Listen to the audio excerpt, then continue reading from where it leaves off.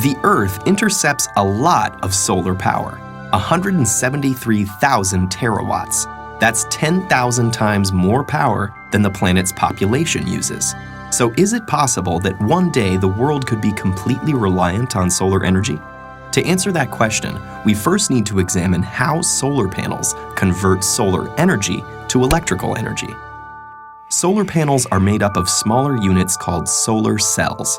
The most common solar cells are made from silicon, a semiconductor that is the second most abundant element on Earth. In a solar cell, crystalline silicon is sandwiched between conductive layers. Each silicon atom is connected to its neighbors by 4 strong bonds, which keep the electrons in place so no current can flow. Here's the key.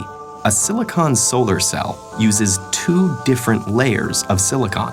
An N-type silicon has extra electrons, and P-type silicon has extra spaces for electrons, called holes.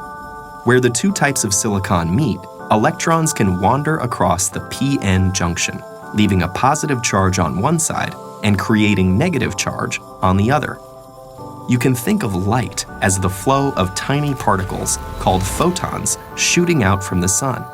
When one of these photons strikes the silicon cell with enough energy, it can knock an electron from its bond, leaving a hole. The negatively charged electron and location of the positively charged hole are now free to move around. But because of the electric field at the p-n junction, they'll only go one way. The electron is drawn to the N side, while the hole is drawn to the P side.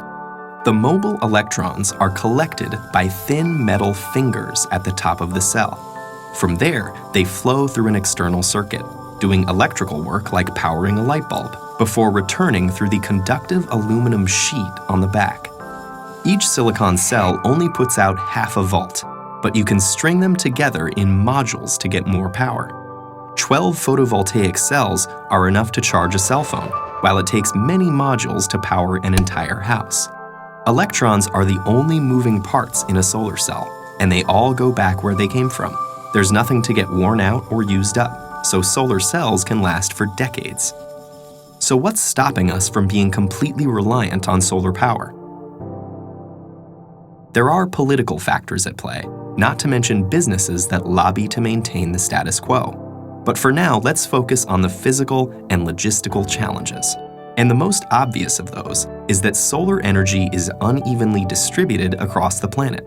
Some areas are sunnier than others. It's also inconsistent. Less solar energy is available on cloudy days or at night. So a total reliance would require efficient ways to get electricity from sunny spots to cloudy ones, and effective storage of energy.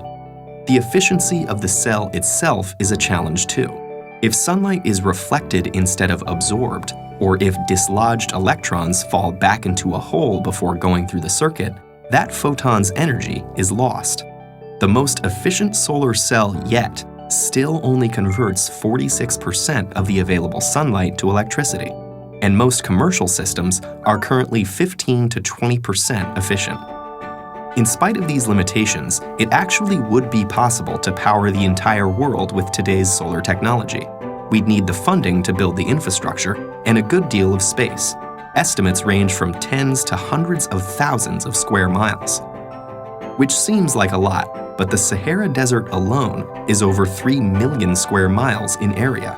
Meanwhile, solar cells are getting better, cheaper, and are competing with electricity from the grid. And innovations like floating solar farms may change the landscape entirely. Thought experiments aside, there's the fact that over 1 billion people don't have access to a reliable electric grid, especially in developing countries, many of which are sunny.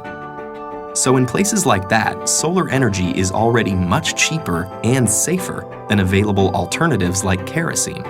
For, say, Finland or Seattle, though, effective solar energy may still be a little way off.